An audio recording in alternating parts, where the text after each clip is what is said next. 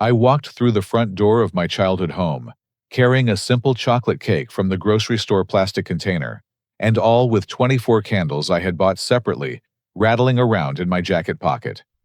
The fluorescent kitchen lighting made the frosting look even more artificial than it probably was, but I did not care. It was my 24th birthday, and I wanted to celebrate with my family, even if it meant providing my own cake. My mother, Linda, looked up from her laptop at the kitchen table, her reading glasses perched on her nose as she scrolled through what appeared to be college websites. The moment her eyes landed on my modest celebration supplies, her expression shifted to something between annoyance and exhaustion. She closed the laptop with a decisive snap and said the words that would change everything between us forever. "No celebration this year, Colin. Your sister needs our full attention right now with her art school applications." Linda's voice carried that familiar tone of finality that had punctuated my childhood whenever Emma's needs took precedence over mine. I set the cake down on the granite countertop, feeling the familiar sting of disappointment that had become my birthday tradition. Through the sliding glass door, I could see Emma lounging by the pool in her designer bikini, scrolling through her phone while sipping an iced coffee that probably cost more than my grocery store cake. She was supposed to be working on her portfolio submissions, but instead appeared to be updating her social media accounts with carefully posed selfies. She's been so stressed about getting into the right program. Linda continued returning to her laptop without making eye contact. "We've been researching the best art schools, and some of these application fees are $300 each. Plus, she needs professional portfolio photography, and the deadline for her preferred schools is next month." I stared at the unopened cake container, remembering how this exact scenario had played out countless times before. My high school graduation dinner was canceled because Emma had a minor regional art competition that same weekend.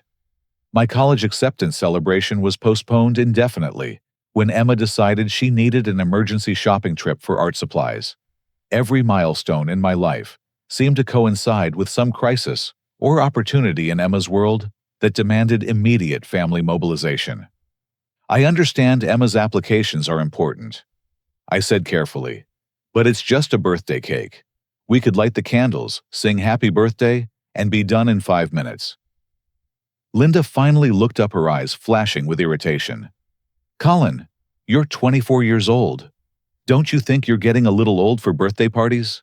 Emma is at a crucial point in her artistic development. This could determine her entire future career path." The irony was not lost on me. At 24, I was apparently too old for a 5-minute birthday acknowledgement.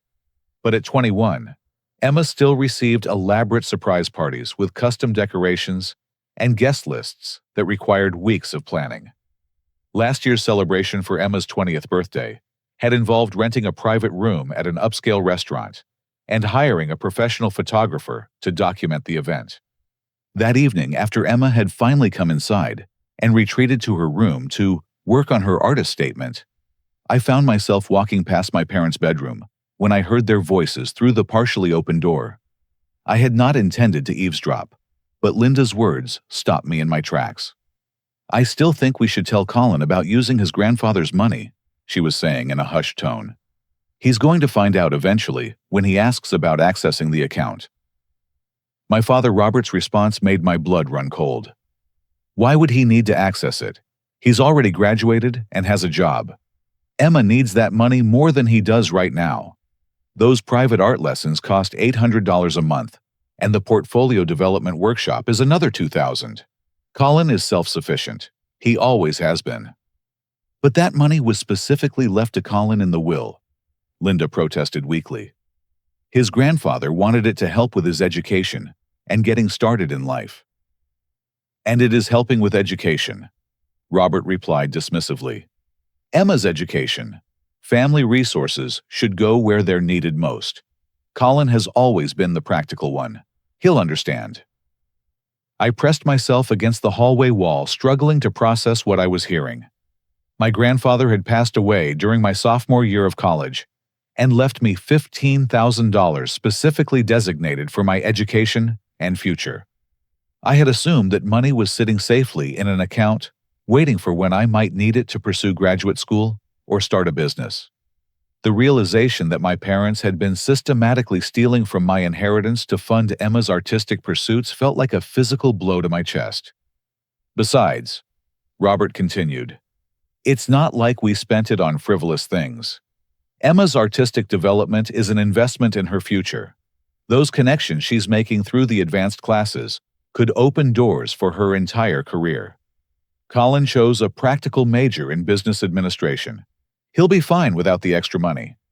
Linda's sigh was audible through the door. I suppose you're right. He's always been so independent. Maybe we can pay him back someday, when Emma gets established. The casual way they discussed my financial future, as if my inheritance was simply another family resource to be redistributed according to their priorities, made me feel physically sick. I had spent the last 2 years after graduation working overtime at my entry-level marketing position, saving every possible penny, while living in a cramped apartment with 3 roommates, assuming that my grandfather's gift would provide a safety net when I was ready to take bigger risks in my career. As I stood in that hallway, listening to my parents justify their theft, I began to understand that the pattern of favoritism I had experienced my entire life was not just about attention or emotional support. It was about fundamental respect, or rather, the complete lack thereof. In their minds, I existed to be responsible and self-reliant, so that they could focus their resources and energy on Emma's dreams and ambitions. I quietly retreated to my childhood bedroom, where my untouched birthday cake sat on the desk next to my old high school trophies. The plastic container seemed to mock me with its cheerful yellow label advertising, perfect for any celebration. As I stared at those 24 unlit candles, I realized that my family had never actually celebrated me at all. They had simply tolerated my presence while reserving their genuine enthusiasm and investment for Emma's pursuits. The most painful part was recognizing how I had internalized their treatment of me. I had convinced myself that being independent and undemanding was a virtue that not needing constant support and attention made me mature and admirable. In reality, I had simply adapted to a family system where my needs were perpetually secondary, and my achievements were minimized to avoid overshadowing Emma's spotlight. The next morning, I waited until Emma left for her part-time job at the local art supply store before confronting my parents. They were sitting at the breakfast table sharing sections of the newspaper and discussing Emma's college application timeline, as if the previous evening's conversation had never occurred. I need to talk to you about grandfather's inheritance money, I said, standing in the doorway with my arms crossed. The words came out steadier than I felt inside. Linda immediately tensed her coffee mug, frozen halfway to her lips. Robert did not even look up from the sports section. What about it? He asked with studied casualness. I know you've been using it to pay for Emma's art classes and expenses. I heard you talking last night. The silence that followed was deafening. Linda set down her mug with shaking hands, while Robert finally folded his newspaper and looked at me with an expression that managed to convey both annoyance and complete lack of remorse. We borrowed some of it, Linda said, finally, her voice defensive. Emma needed specialized training that we couldn't afford otherwise. We always planned to pay you back. $15,000 is not some of it, I replied. That's the entire inheritance. And borrowing implies permission, which I never gave. Robert's face hardened. Listen, Colin family means supporting each other when needed. Emma is at a critical juncture in her artistic development. Those advanced classes have already improved her portfolio dramatically, and the connections she's making could determine whether she gets into a top-tier program. So you decided my grandfather's gift to me should fund Emma's dreams instead of mine. Your dreams? Robert laughed harshly. You have a steady job and a business degree. Emma is pursuing something much more challenging and uncertain. She needs more support than you do. The callousness of his response left me momentarily speechless. In their minds, stealing my inheritance was not just justified, but morally correct, because they had deemed Emma's ambitions more worthy of investment than mine. That money was left specifically to me, I said. Grandfather wanted to help me build my future, not subsidize Emma's art classes. Linda's eyes filled with tears, but I could tell they were tears of frustration rather than guilt. Why are you being so selfish about this? Emma is your sister. Don't you want her to succeed? Before I could respond, Emma herself walked through the front door, apparently having forgotten something for work. She immediately sensed the tension in the room and demanded to know what was happening.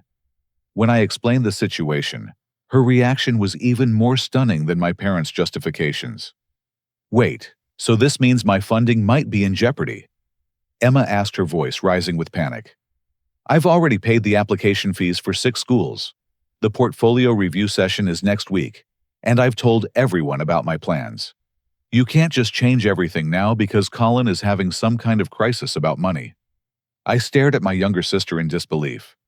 She had just learned that our parents had stolen my inheritance to fund her lifestyle, and her primary concern was whether this revelation might disrupt her plans. Emma, they took money that belonged to me, I said slowly, hoping she might show some recognition of how wrong this was. But you don't even need it, she replied with the casual cruelty that only family members can deliver. You have a job and your own apartment. I'm trying to build a career in a competitive field where connections and training make all the difference. You should be grateful that you could help your little sister achieve her dreams. The word grateful hit me like a physical slap. She expected gratitude for being stolen from. In Emma's worldview, I should feel honored that my financial resources had been redirected to support her artistic aspirations. Robert nodded approvingly at Emma's response. Exactly. This is what family does. We support each other's success. Except that support only flows in one direction, I pointed out. When have any of you supported my success? When have you invested in my dreams or celebrated my achievements? Linda wiped her eyes with a paper napkin. That's not fair, Colin. We've always been proud of you. You just don't need as much help as Emma does. I don't need help because I've never been given the option to need help, I replied. I've been responsible and self-reliant because that's the only role available to me in this family. But apparently, being independent means my inheritance becomes community property for Emma's benefit. Emma crossed her arms and glared at me. You're seriously going to ruin my future over money? I thought you were better than that.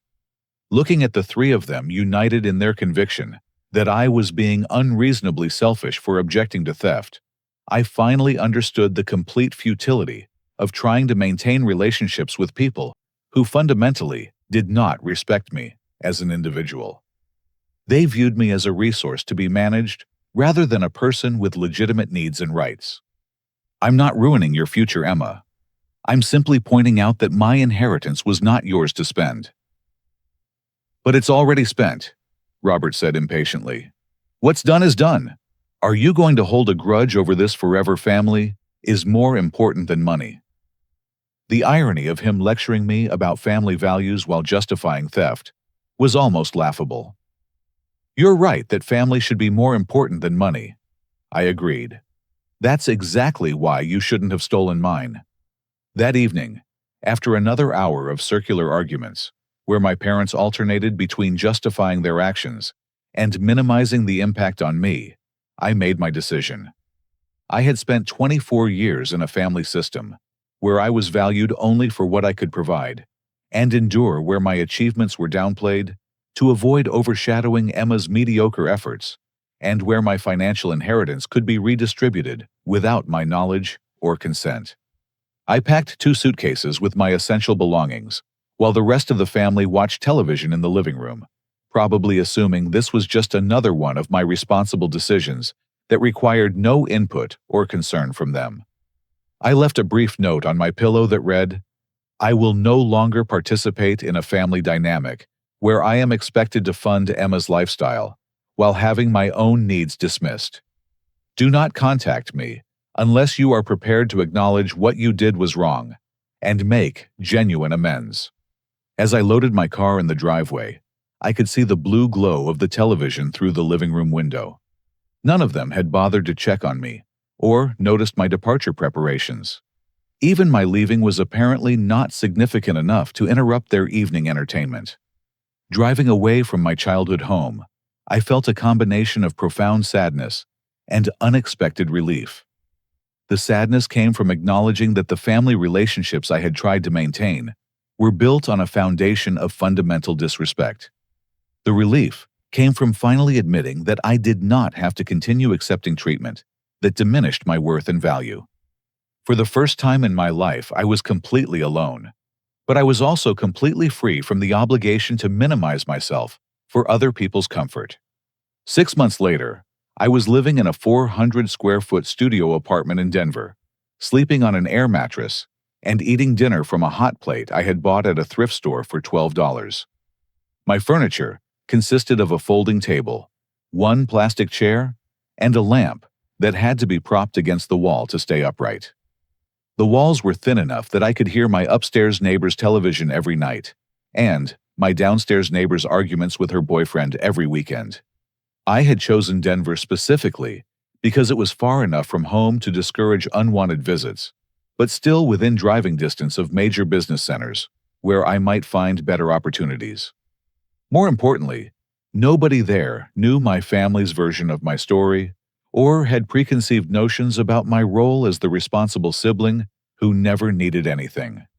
The first few weeks after leaving home had been brutal. My parents had initially flooded my phone with text messages that ranged from angry demands that I return immediately to guilt, inducing reminders about how much I was hurting Linda's feelings. Emma had sent me exactly one message. "This is really selfish timing with my application deadlines coming up. Can't you wait until after I get into school to have your breakdown?" When I did not respond to any of their communications, they had tried enlisting my Aunt Catherine and Uncle Mark to intervene. Both had called me with versions of the same lecture about family loyalty and how I needed to work things out with my parents. Neither had asked for my side of the story or shown any interest in understanding why I had left. When I briefly explained about the stolen inheritance, Uncle Mark had dismissed it as a family matter that could be resolved with communication, while Aunt Catherine had suggested that maybe my parents meant well, and I was overreacting to a misunderstanding. After those conversations, I changed my phone number and deleted all my social media accounts. The message was clear: my extended family viewed me as the problem that needed to be fixed, not the victim of financial theft, who deserved support or understanding. My job search in Denver had been more challenging than I had anticipated. The marketing position I had held back home did not translate as impressively as I had hoped, and my savings were disappearing faster than expected between security deposits, utility connections, and basic living expenses. I had finally accepted a night shift position at a warehouse distribution center, loading trucks from midnight to 8 in the morning for $13.50 per hour. The work was physically demanding and mind-numbing, but it paid the bills and left my days free to pursue freelance graphic design projects. I had taught myself basic design software during college and discovered that many small businesses needed professional-looking marketing materials, but could not afford established agencies. My first client had been a family-owned Mexican restaurant, whose previous flyers looked like they had been designed on a typewriter. The owner, Carlos, had found me through a Craigslist advertisement I had posted, offering logo design for $50. When I delivered a complete brand package that included a new logo menu redesign and social media templates, Carlos had been so impressed that he paid me triple what we had agreed upon and recommended me to 3 other business owners. Word-of-mouth referrals began generating a steady stream of small projects, wedding invitations, real estate flyers, small business websites, and promotional materials for local events. The pay was modest, but each successful project built my confidence and expanded my portfolio. More importantly, I was discovering that I had an intuitive understanding of what made marketing effective. When Carlos asked me to help develop a strategy for attracting younger customers to his restaurant, I had suggested a social media campaign that highlighted the authentic family recipes and featured behind-the-scenes content showing the cooking process. Within 2 months, his dinner crowd had increased by 30%, and the demographic had shifted significantly younger. Carlos had been so thrilled with the results that he had introduced me to his brother, who owned a struggling auto repair shop. The auto repair project had been my first real challenge. The business was losing customers to chain competitors and had a reputation for being unwelcoming to female customers. Instead of just redesigning their marketing materials, I had suggested a complete brand repositioning that emphasized transparency, education, and customer service. I had proposed video content showing common car problems and explaining repair processes in simple terms, along with a satisfaction guarantee that no other local shop offered. The transformation had been remarkable. Within 4 months, the auto repair shop had doubled its customer base and received multiple online reviews, praising their educational approach and fair pricing. The owner had paid me a bonus that was larger than my entire previous month's warehouse salary. These early successes had taught me that effective marketing was not just about making things look professional. It was about understanding what motivated people to choose one business over another, and then creating systems that delivered on those motivations consistently. I was beginning to realize that I had accidentally stumbled into something I was genuinely talented at. The contrast between my professional growth and my family situation was stark. While I was discovering abilities I had never known I possessed and building relationships based on mutual respect and value creation, my family had maintained radio silence. They had not attempted to contact me since I changed my phone number, which confirmed my suspicion that their initial outreach had been more about managing their own guilt than genuine concern for my well-being. On quiet nights in my tiny apartment eating ramen noodles while working on client projects, I sometimes wondered if I had made the right choice. The loneliness was real, and starting over from nothing was exhausting. But then, I would remember the casual way Emma had expected gratitude for being stolen from, or the dismissive tone Robert had used when explaining why my inheritance belonged to the family. And I knew that no amount of financial comfort was worth accepting that level of disrespect. For the first time in my life, my achievements were entirely my own. When clients praised my work or referred new business to me, I did not have to worry about downplaying my success to avoid making Emma feel inadequate. When I celebrated small victories like landing a new project or completing a challenging design, there was no one there to redirect attention to more pressing family matters. The freedom was intoxicating, even when accompanied by struggle. I was learning that building something from nothing was infinitely more satisfying than inheriting something I had not earned, and that respect earned through competence and reliability was more valuable than familial acceptance based on compliance and self-diminishment. As my first year in Denver drew to a close, I had managed to replace my warehouse income entirely with freelance earnings, and was considering whether to make the leap to full-time entrepreneurship. The decision felt both terrifying and inevitable. I had discovered that I was capable of much more than my family had ever imagined, and I was hungry to find out exactly how far that capability could take me. 3 years after leaving home with 2 suitcases and a wounded heart, I was standing in the corner office of my own marketing consultancy, looking out at the Denver skyline through floor-to-ceiling windows. The view included the warehouse, where I had spent those first grueling months loading trucks, now appearing small and distant from my 32nd floor office in a downtown high-rise.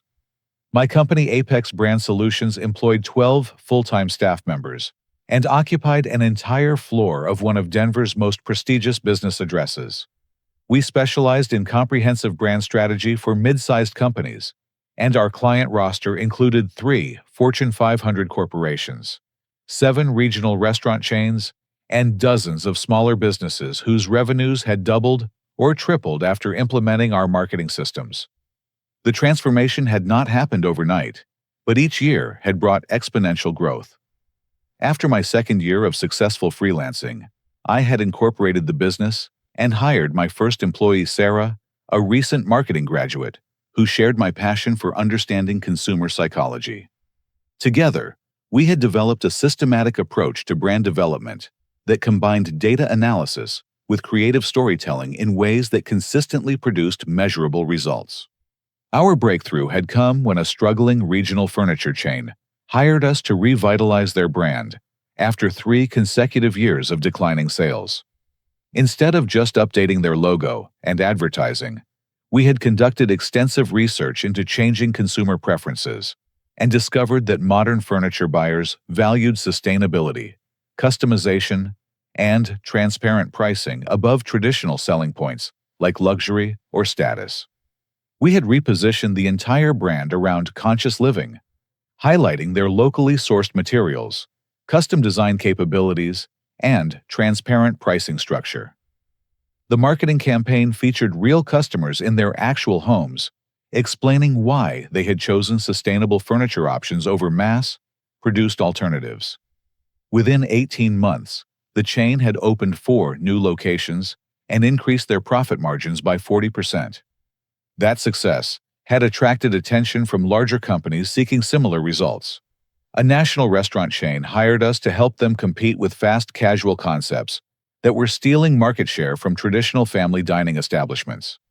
A regional bank brought us in to attract younger customers who were choosing online financial services over traditional banking relationships. Each project had not only succeeded beyond client expectations, but had also enhanced our reputation as problem solvers who could deliver results in challenging competitive environments. My personal life had evolved alongside my professional success. I lived in a penthouse apartment with panoramic mountain views, drove a BMW that I had purchased with cash from a particularly lucrative client bonus, and traveled frequently for both business and pleasure. More importantly, I had built genuine friendships with people who knew nothing about my family history and valued me for who I had become rather than who I had been expected to be. One evening in December, as I was reviewing quarterly financial reports that showed our best year yet, my assistant knocked on my office door. "Colin, you have several missed calls and messages from people claiming to be family members," she said with a puzzled expression. "Should I add them to your blocked caller list?" My stomach tightened. I had successfully avoided any contact with my family for over 3 years, to the point where I rarely thought about them, unless something specifically triggered those memories. Their sudden reappearance in my life felt like an intrusion from a different universe. "I'll handle it," I told my assistant. "You can go ahead and leave for the day." After she left, I listened to the voicemail messages on my work phone, since my personal number remained changed and unlisted. The first message was from my mother, her voice shaky and emotional. "Colin, honey, it's Mom.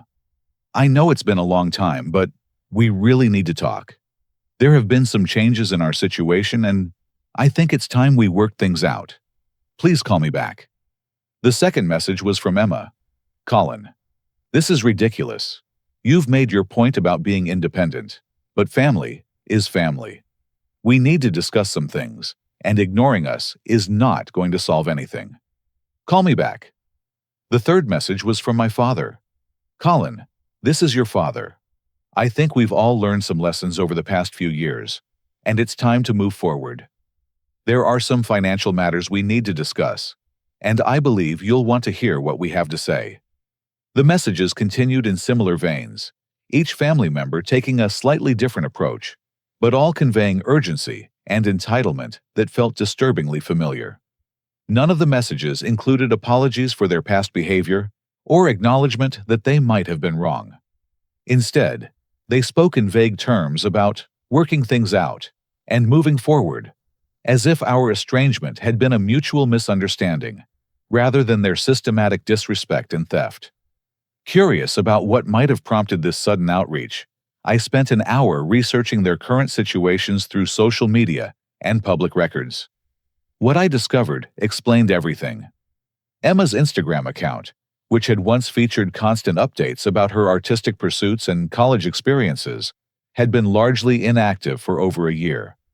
Her bio no longer mentioned art school, and her most recent posts were from a coffee shop where she appeared to be working as a barista.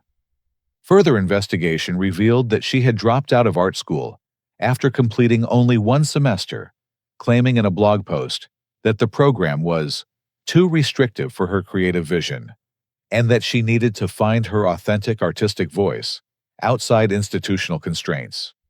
My father's LinkedIn profile showed that he had been seeking new opportunities for 8 months after his position as operations manager at a mid-sized manufacturing company had been eliminated during restructuring. His recent activity included posts about experienced professionals navigating career transitions and network requests to former colleagues who might know about available positions. Most telling was the public record showing that my parents' house, the same 4-bedroom colonial where Emma still lived in her childhood room, had received multiple notices of default on their mortgage payments. They were apparently 3 months behind and facing foreclosure proceedings that would begin in 60 days if they could not bring their payments current. The irony was breathtaking. While they had been living off my stolen inheritance to fund Emma's artistic pretensions, I had been building a business empire that now generated more revenue in a single month than my father's former annual salary.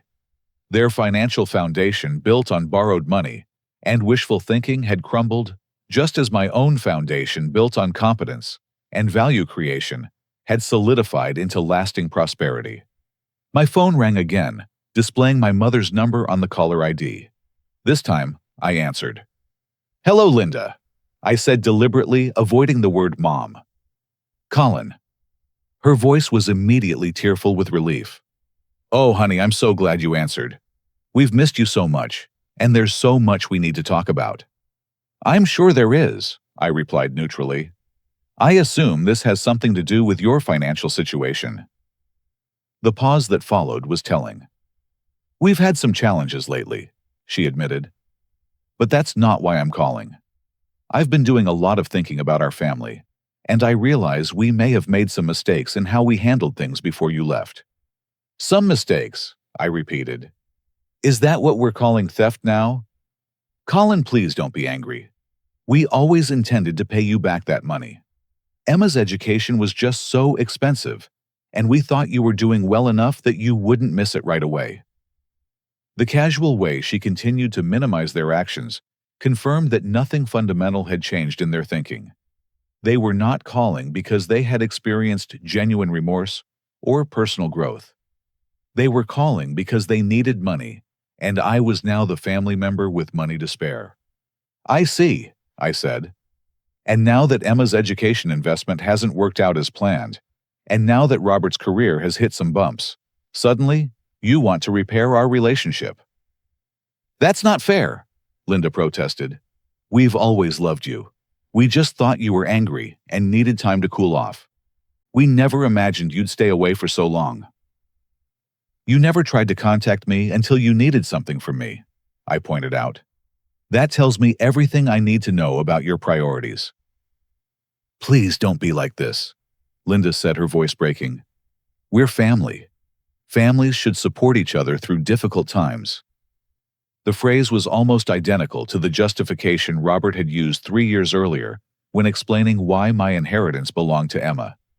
They still viewed family as a one-way support system, flowing toward whoever needed resources most, without any consideration of fairness or reciprocity. "I'll think about it," I told her, which was not exactly true. "I need to go now."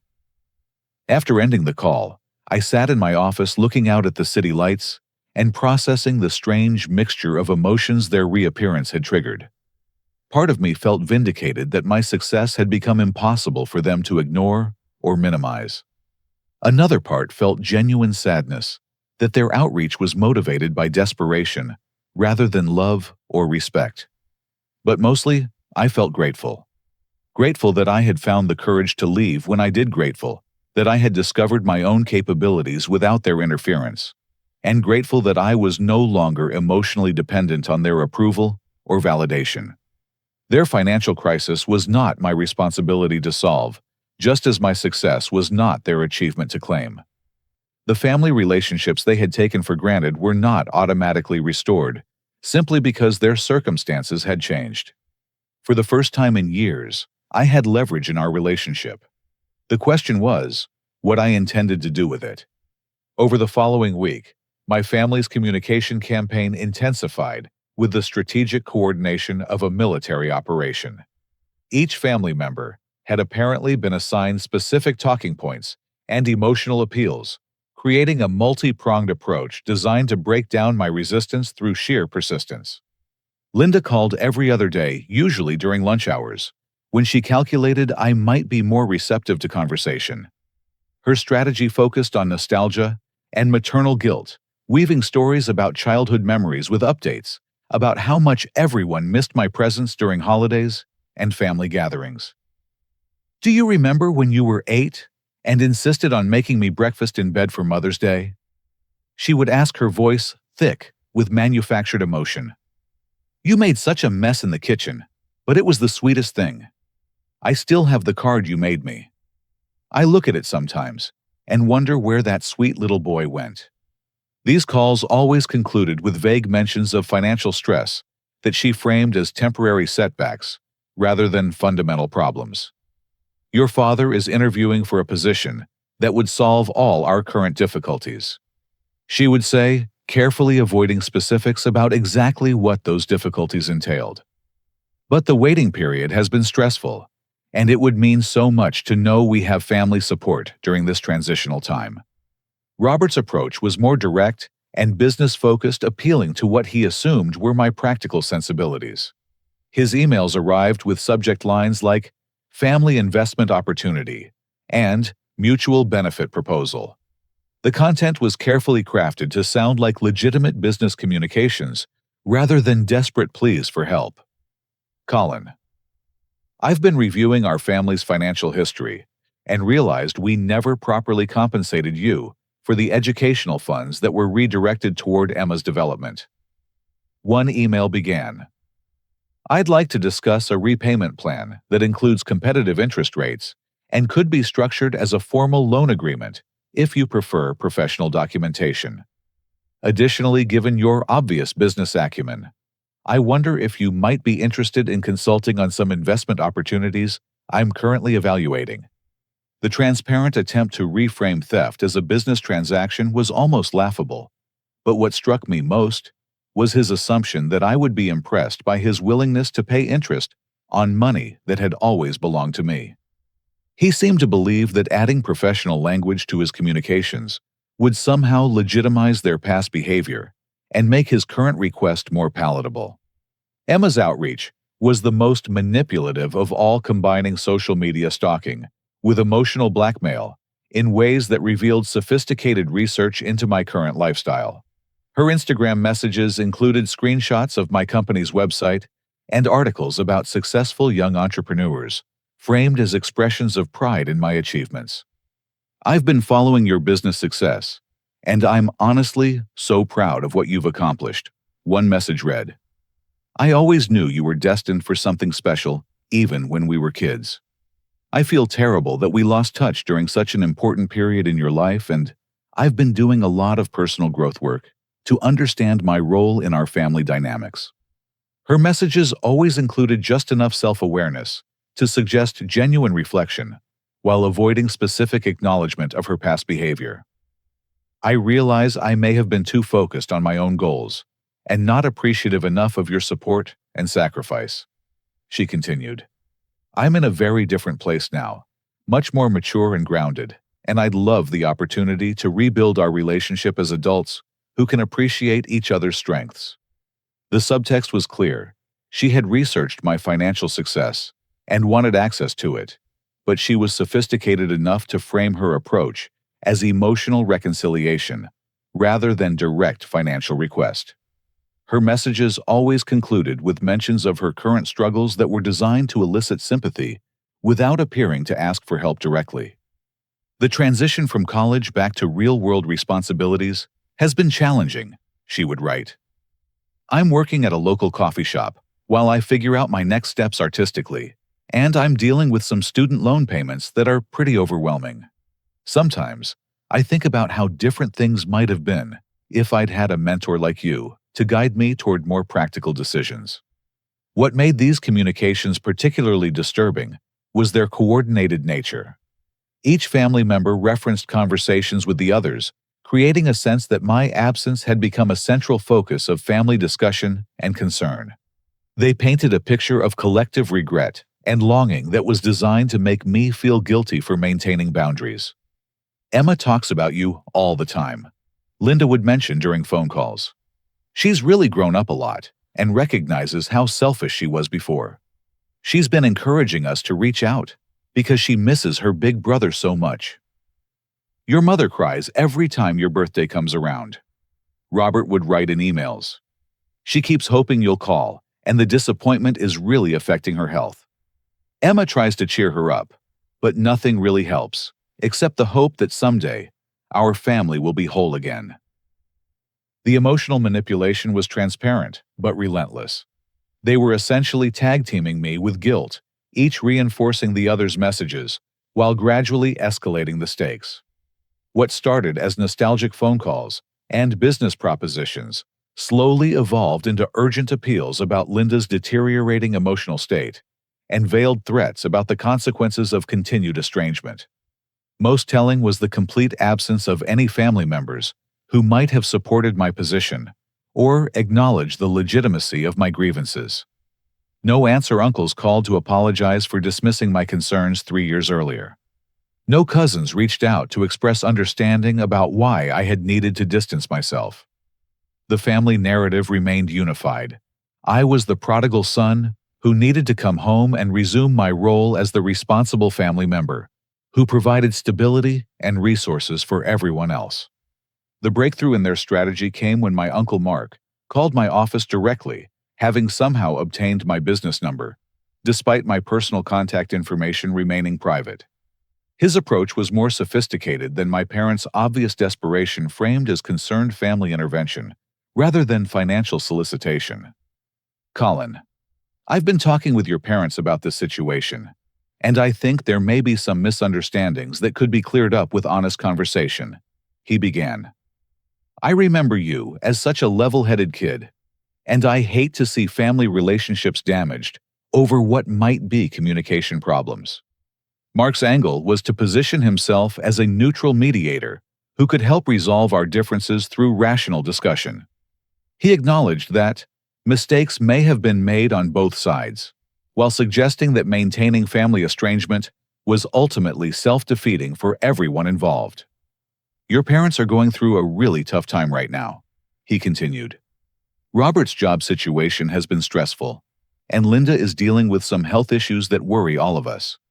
Emma is struggling to find her direction after some disappointments with school. I know you've built something impressive for yourself, and I think you'd feel good about being able to help your family during this difficult period." The message was clear. Successful people have obligations to struggling family members, regardless of how those relationships had been damaged in the past. Mark was appealing to what he assumed were my values about responsibility and family loyalty, while carefully avoiding any discussion of whether those family members had earned or deserved support through their own behavior. What struck me most about all these communications was their complete focus on what I could provide, rather than what I might need or want from them. None of them asked about my life, my challenges, my hopes for the future, or what it had felt like to discover that my inheritance had been stolen. None expressed curiosity about how I had built my business or what I had learned during our years of separation. Their attention was laser-focused on their current crisis and my potential role as their solution. Even their expressions of pride in my success were framed in terms of how my achievements could benefit the family, rather than genuine celebration of my personal growth. After a week of this coordinated campaign, I realized that my family viewed my success exactly the way they had viewed my inheritance, as a family resource that should be shared according to their assessment of who needed it most. They had not contacted me because they missed me or valued our relationship. They had contacted me because I now represented their best option for financial rescue. The recognition was both liberating and heartbreaking. Liberating because it confirmed that my decision to maintain distance had been correct, and heartbreaking because it demonstrated that nothing fundamental had changed in their approach to family relationships. I was still being viewed as a resource rather than a person, and my worth to them remained tied to what I could provide rather than who I was. After 10 days of coordinated family outreach, I decided it was time to respond strategically rather than simply avoiding their increasingly desperate communications. But my response would not be what they expected. Instead of either rejecting them outright or agreeing to unconditional financial assistance, I would create a situation that revealed their true motivations while giving them exactly the opportunity for redemption they claim to want. I arranged to meet with all three of them at Blackstone Steakhouse, one of Denver's most exclusive restaurants, on a Saturday evening, when the dining room would be filled with successful professionals celebrating important occasions. The symbolism was deliberate. I wanted them to see tangible evidence of what I had achieved, and I wanted the setting to reinforce that I was no longer the financially dependent family member they remembered. When they arrived at the restaurant, clearly having coordinated their outfits to present a united family front, their expressions revealed a mixture of awe and calculation as they took in the elegant surroundings. The hostess greeted me by name and escorted us to a private corner table I had specifically requested, ensuring our conversation would not be overheard by other diners. "Colin, this place is incredible," Linda said as she examined the leather-bound menu with prices that exceeded what she used to spend on groceries for an entire week. "You've certainly done well for yourself." Robert was more direct in his assessment. "Business must be very good to afford restaurants like this on a regular basis." He commented clearly, fishing for information about my financial situation. Emma remained uncharacteristically quiet, but I could see her calculating the cost of everything around us and mentally cataloging details she could later research online to determine exactly how successful I had become. After we had ordered appetizers and drinks, I placed 3 manila folders on the table, each labeled with one of their names.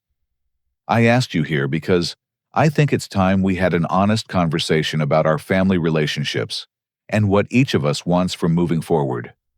Linda immediately reached for her folder, but I held up my hand. "Before you look at those, I want to explain something. Over the past 3 years, I've built a business that now generates more revenue in a single month than our entire family used to earn in a year. I live in a penthouse apartment, I drive a car that costs more than most people's annual salaries, and I have investment accounts that could fund comfortable retirements for multiple people." The silence that followed was heavy with anticipation and barely concealed excitement. I could practically see them calculating how much of my success they might be able to access. "I'm telling you this because I want you to understand that I don't need anything from you," I continued. "I'm not here because I'm lonely, or struggling, or hoping for family reconciliation. I'm here because your recent communications suggest that you've learned from past mistakes and are interested in building healthier relationships." Robert nodded eagerly. "Absolutely. We've all done a lot of thinking about how things went wrong before, and we're committed to doing better." "Excellent," I replied. "Then you'll appreciate what I've prepared for each of you." I slid the folders across the table and watched their faces as they read the contents. Each folder contained a detailed financial analysis showing exactly how their past treatment of me had affected my life, along with a specific proposal for moving forward.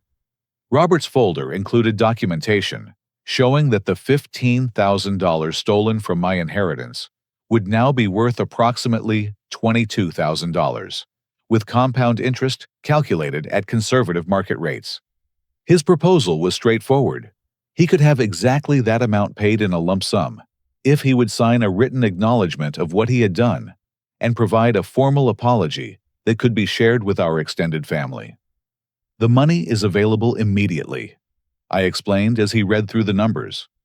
"All you have to do is acknowledge that you took money that belonged to me without permission, explain why that was wrong, and commit to treating me as an equal family member rather than a resource to be managed." Robert's face flushed as he processed the proposal. "You want me to publicly admit fault for a family financial decision that we made together?" "You made without me," I corrected. "And yes, accountability is the first step toward rebuilding trust." Emma's folder contained an employment offer from my company. The position was entry-level marketing coordinator, with a starting salary of $38,000 per year, full benefits, and clear advancement opportunities based on performance metrics. The job description outlined specific responsibilities and expectations, along with professional development resources that could help her build legitimate business skills. "This is a real job with real responsibilities," I told Emma as she stared at the formal offer letter. "You'd start Monday morning work 40 hours per week and be evaluated based on your actual contributions rather than your potential or artistic vision. If you prove yourself valuable, there are paths to advancement and increased compensation." Emma's expression shifted between excitement about the salary and indignation about the entry-level nature of the position. "I was hoping for something more aligned with my creative background," she said carefully. "Your creative background consists of 1 semester of art school and 3 years working part-time at a coffee shop," I replied. "This offer reflects your actual qualifications and provides opportunity to develop new ones." Linda's folder contained information about family therapy resources and relationship counseling programs that focused on repairing damaged family dynamics. Her proposal was the most challenging. She would have access to financial assistance for legitimate emergencies, but only after completing at least 6 months of professional counseling designed to help her understand how favoritism had damaged our family relationships. "I don't understand why I need therapy," Linda said defensively. "I love all my children equally.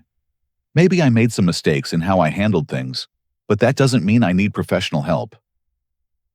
"The fact that you still don't understand what you did wrong is exactly why you need professional help," I replied gently.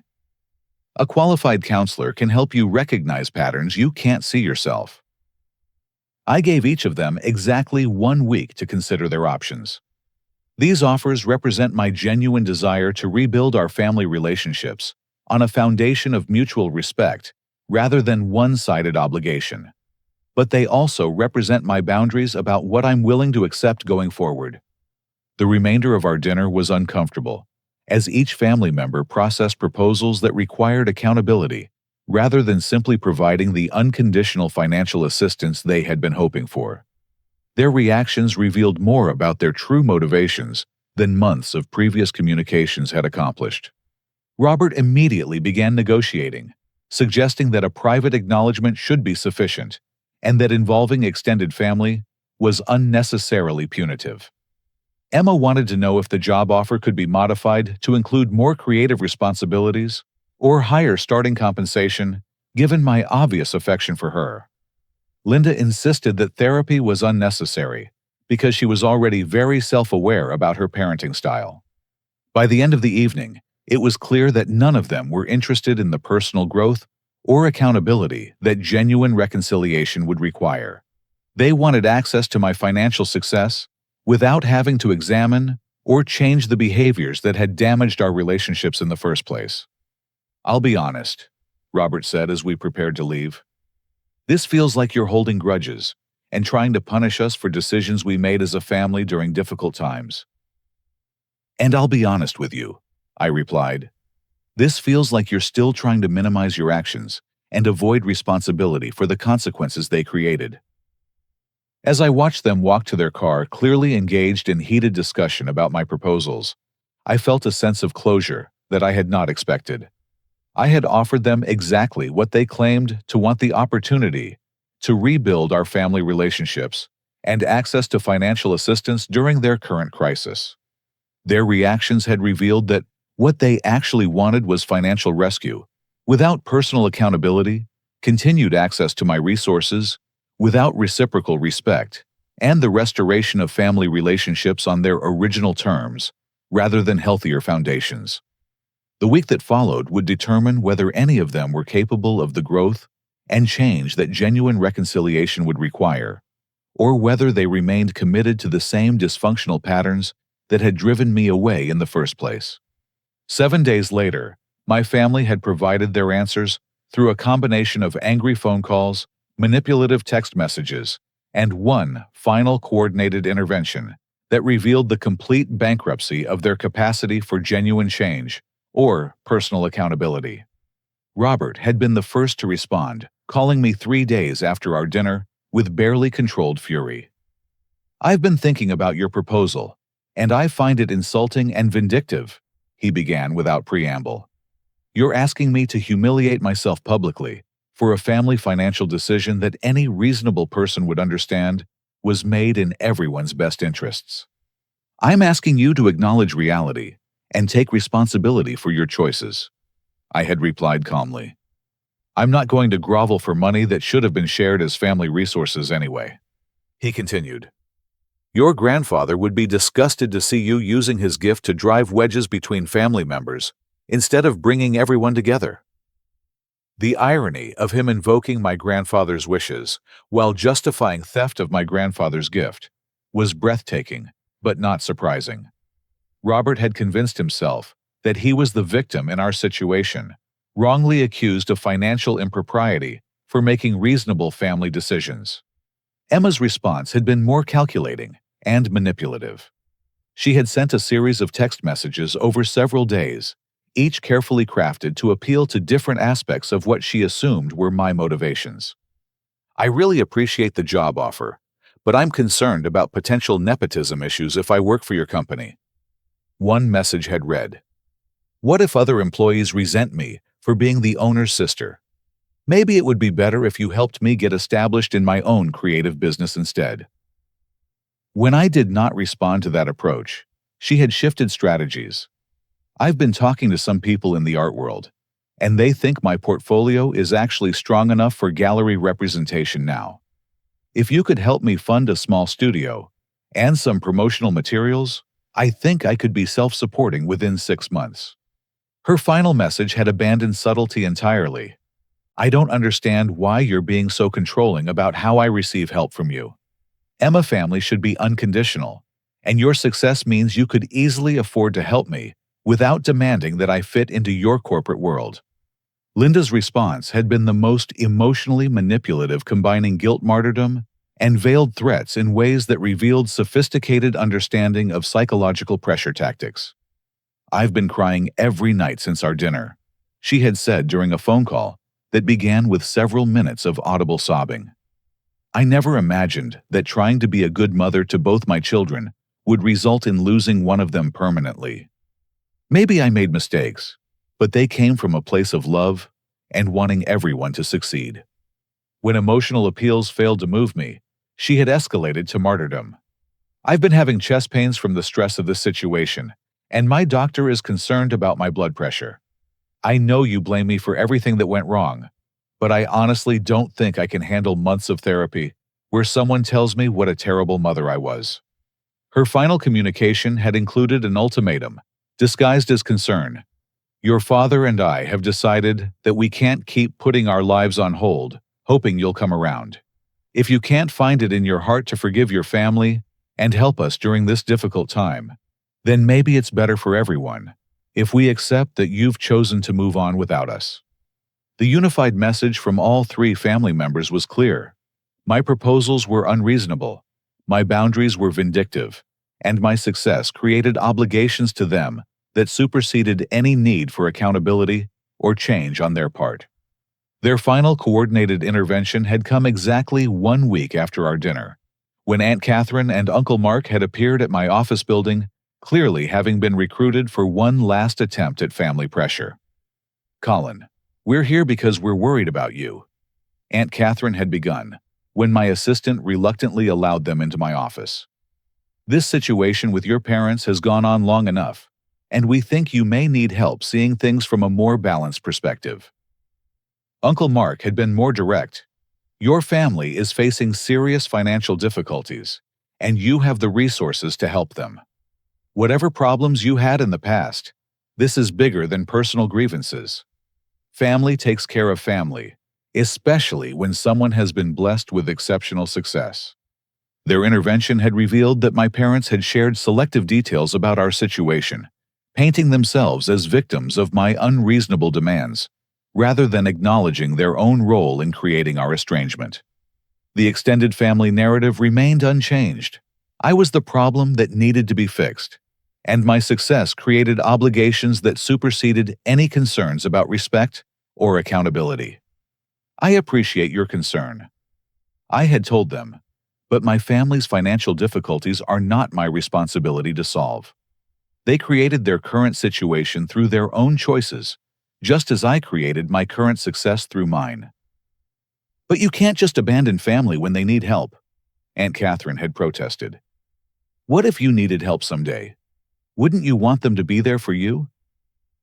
They weren't there for me when I needed help, I had replied. They were there to take from me when they needed resources. There's a significant difference. After my extended family left, clearly frustrated by their inability to guilt me into compliance, I had sat in my office processing the complete failure of my reconciliation attempt. I had given my family exactly what they claimed to want: opportunities for redemption paths, to financial assistance, and frameworks for rebuilding our relationships on healthier foundations. Their unanimous rejection of those opportunities had provided definitive answers about their capacity for growth change or genuine relationship repair. They remained committed to the same patterns of entitlement, manipulation, and emotional exploitation that had driven me away originally. But instead of feeling disappointed or defeated, I felt a profound sense of peace and closure. I had extended olive branches that required accountability and received confirmation that accountability was precisely what they remained unwilling to provide. Their responses had validated every boundary I had established and every difficult decision I had made about protecting my own well-being. 6 months later, I was standing in the event space of my company's new headquarters, surrounded by my team of 23 employees and their families, celebrating our 5th consecutive year of record-breaking growth. We had just announced our expansion into international markets and the launch of a nonprofit foundation that would provide marketing services to small businesses in underserved communities. My assistant Sarah, who had been promoted to Vice President of Operations, raised her glass during the toast portion of the evening. When Colin started this company, he had a vision about building something that would create value for everyone involved: clients, employees, and the broader community. Tonight, we're not just celebrating financial success, but the relationships and impact that make that success meaningful. Looking around the room at people who had chosen to be there, who celebrated my achievements without resentment or calculation, who supported my goals while pursuing their own, I understood what genuine family actually meant. It was not about shared genetics or childhood history. It was about mutual respect, reciprocal support, and the choice to prioritize each other's well-being. My biological family had proven that they viewed relationships as transactional arrangements, where resources flowed according to perceived need rather than earned respect. They had shown me that their love was conditional on my willingness to diminish myself for their comfort and provide for their desires regardless of my own needs. My chosen family, the community of people who had supported my journey and shared in my success, had shown me what unconditional acceptance actually looked like. They celebrated my achievements without trying to claim credit. They supported my decisions without demanding control over my resources. They respected my boundaries while offering genuine friendship and partnership. The contrast was illuminating and liberating. I had spent 24 years trying to earn love from people who were fundamentally incapable of providing it, while the entire time there were people in the world who were ready to offer genuine connection based on who I was rather than what I could provide. That evening, as I stood on the balcony of my company's headquarters, looking out at the city where I had rebuilt my life from nothing, I thought about the grocery store cake I had carried home 3.5 years earlier. That moment had felt like an ending, the final confirmation that I would never be valued or celebrated by the family I had been born into. But it had actually been a beginning. The beginning of discovering my own worth-building relationships based on mutual respect and creating something meaningful that extended far beyond personal success to include positive impact on other people's lives. The pain of family rejection had taught me to recognize and appreciate genuine acceptance when I found it. The experience of having my resources stolen had motivated me to create enough abundance that I could be generous without being exploited. The years of being overlooked and minimized had prepared me to value and celebrate other people's achievements without competition or resentment. Sometimes the greatest gift you can give yourself is the courage to walk away from people who do not appreciate your value, even when those people are family. Sometimes, losing the approval of people who have never truly seen you is the first step toward finding people who do. My family had taught me what I did not want in relationships, which had prepared me to recognize and build what I did want. Their rejection had been painful, but it had also been liberating. It had freed me to discover who I actually was, when I was not constantly trying to manage other people's emotions or minimize myself for their comfort. As I watched my employees and their families celebrating together in the space we had built, I realized that success is not just about financial achievement or professional recognition. True success is about being surrounded by people who see your value, support your growth, and choose to be part of your journey because they genuinely enjoy your company and respect your character. I had learned that blood relationships without respect are less valuable than chosen relationships built on mutual appreciation. I had discovered that some people will never be able to love you the way you deserve to be loved, and that recognizing this truth is the first step toward finding people who can. My story had begun with a birthday that no one wanted to celebrate, and a family that viewed me as a resource rather than a person. But it had evolved into something much more meaningful, a life surrounded by people who celebrated my successes, supported my dreams, and valued my presence in their world. The most important lesson I had learned was that your worth is not determined by how family treats you, but by how you choose to treat yourself and the standards you establish for how others are allowed to treat you. Sometimes, the people who give you life are not the same people who help you build a meaningful life, and that realization can be the beginning of everything beautiful that follows.